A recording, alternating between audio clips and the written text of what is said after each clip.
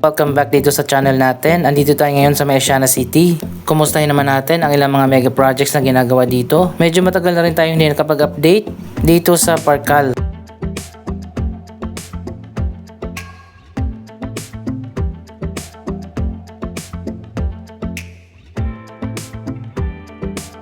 Alam nyo ba ang Parkal naging finalist pa sa kategory na Best World Emporium? Napakaganda naman kasi at kakaiba ang design nito.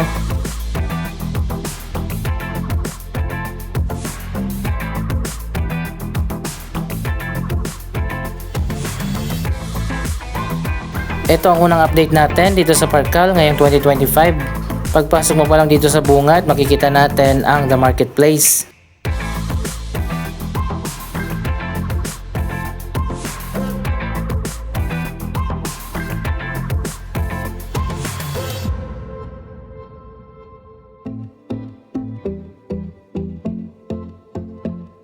Marami na rin mga cafe at mga restaurant ang nagbukas dito.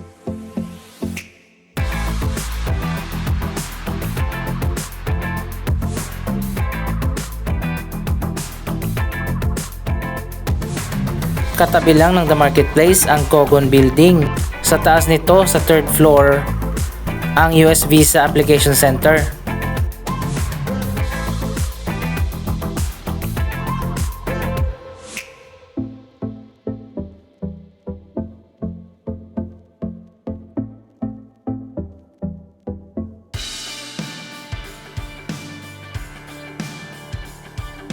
So ayan guys, kung may appointment na kayo sa US Visa, dito kayo pumunta sa 3rd floor sa bungad lang ng Parkal. Andito tayo sa The Courtyard. May artificial pond dito at ang Tree of Life.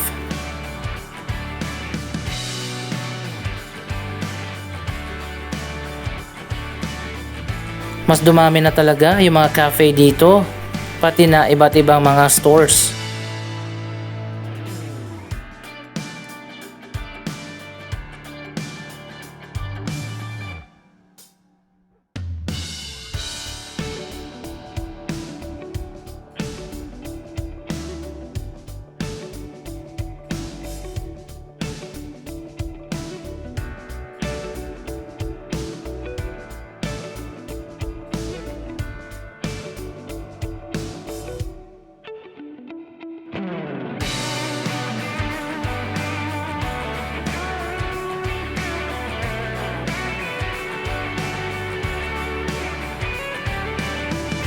Parang mas lalo nang gumanda yung Parkal.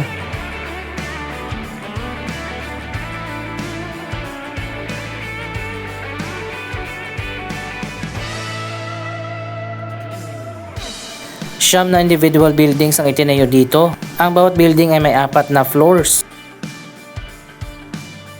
Ang unang 2 level ng building ay commercial spaces. Office spaces naman yung sa taas.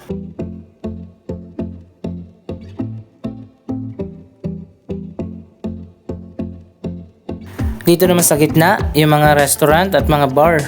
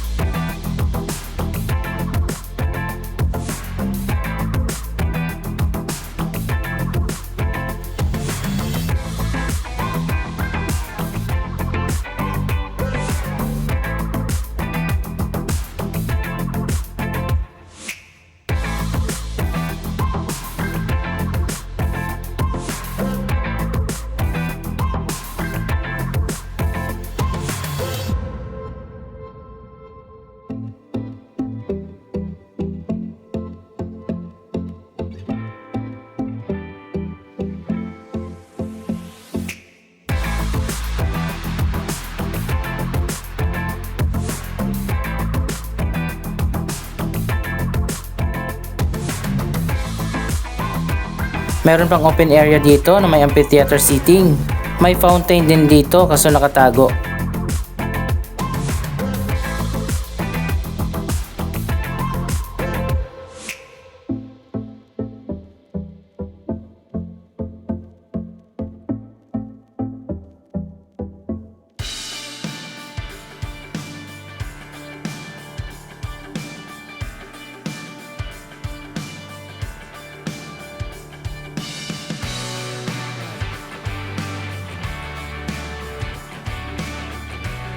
Ang Parkal ang pinaka-unique at best designed mall dito sa Metro Manila sa ngayon.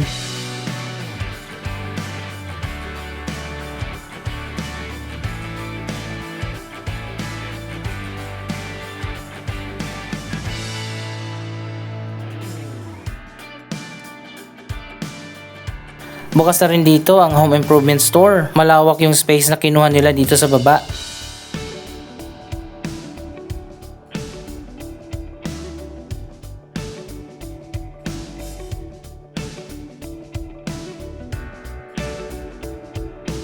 Ang bawat building pala dito ay connected ng elevated walkway.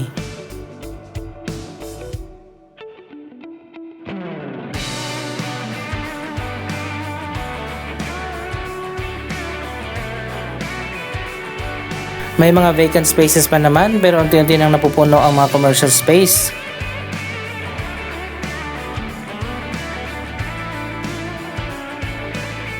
Andito na tayo sa likod ng Parkal, may football field dito at basketball court.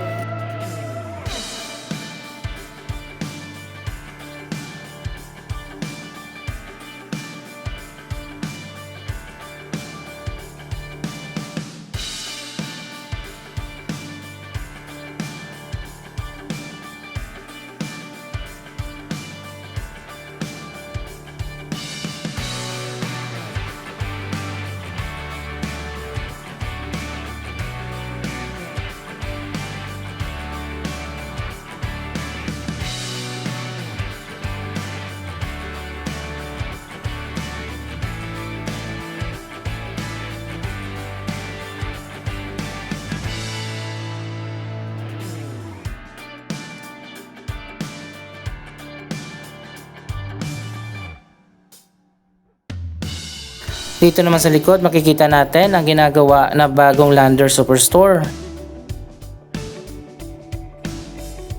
Malapit na rin matapos ang bagong shopping center.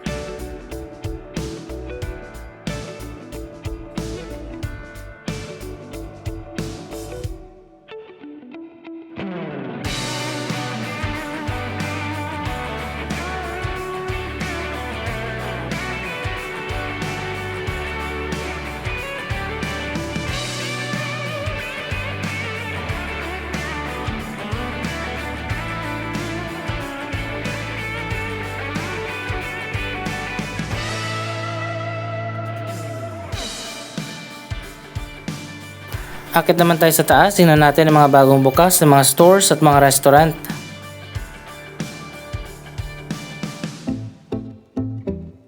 Uso na ngayon ang online games, pati golf ay online na din. Dito sa taas ang dami mga bagong restaurant.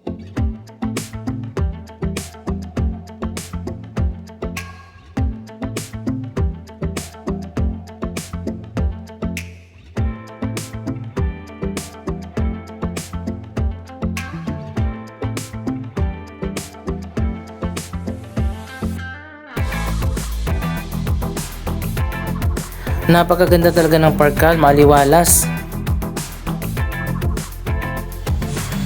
May bagong bukas dito para sa mga pets.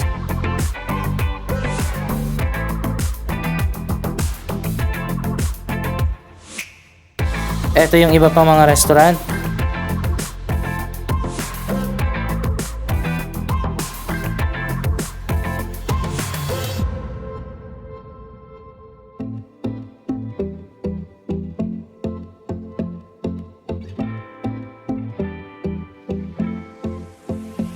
Wow, tingnan nyo guys, ang ganda dito oh.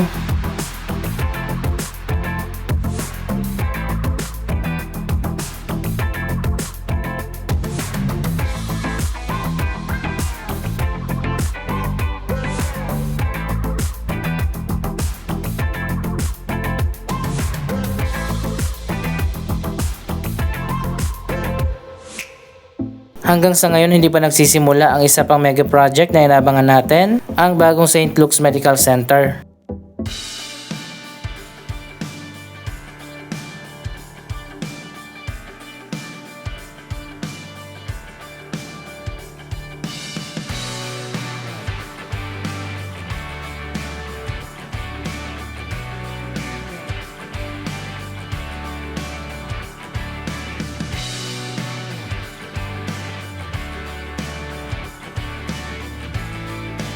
Marami na rin pala dito sa taas, may boxing gym, toy collector store, may 24 hours arcade pa, billiards at marami pang iba.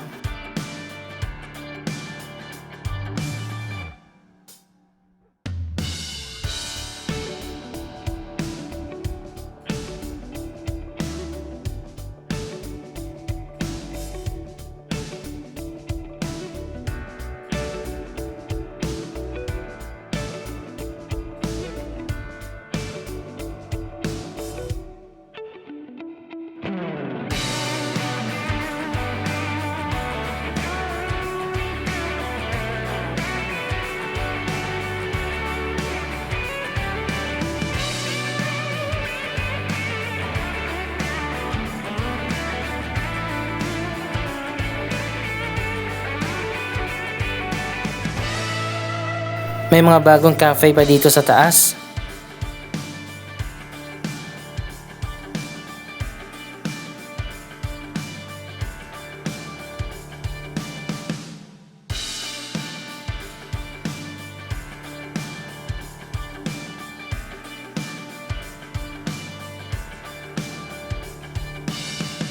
Isa pang project na ginagawa dito ang Mid Park Towers, 4 na bagong residential condominium.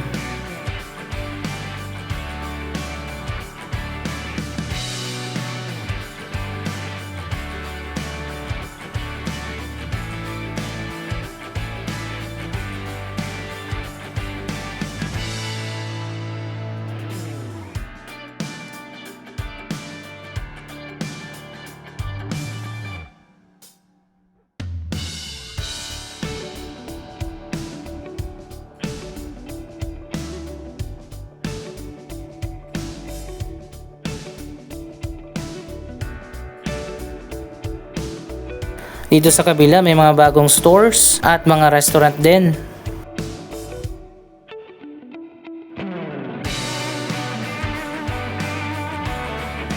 Doon naman sa side na yon ang wellness area.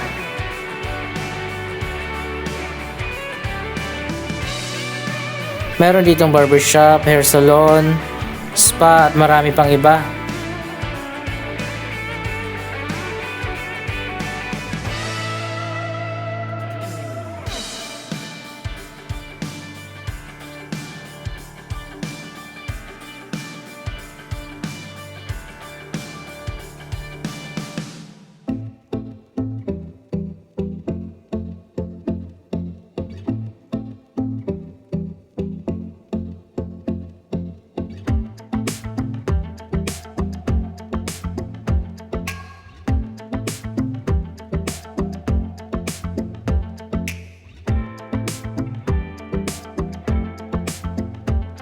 So ayun guys, kung naghahanap kayo ng bagong pasyalan, madali lang naman puntahan ang Parkal. Sumakay lang kayo ng EDSA Carousel Bus at pwede na kayong bumaba dito sa harap mismo.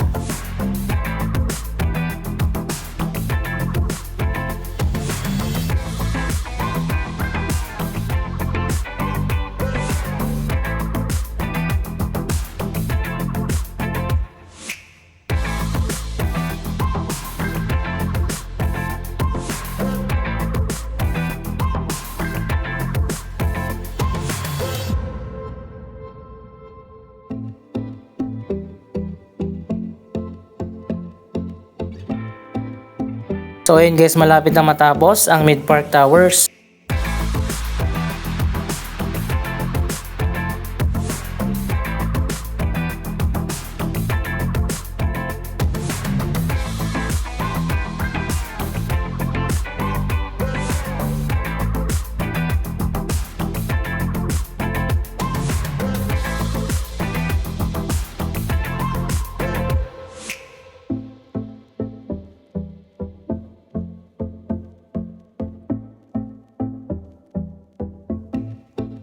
Anong masasabi nyo sa latest na development dito sa Asiana City? Mag-comment lamang dyan sa baba ng inyong mga reaksyon.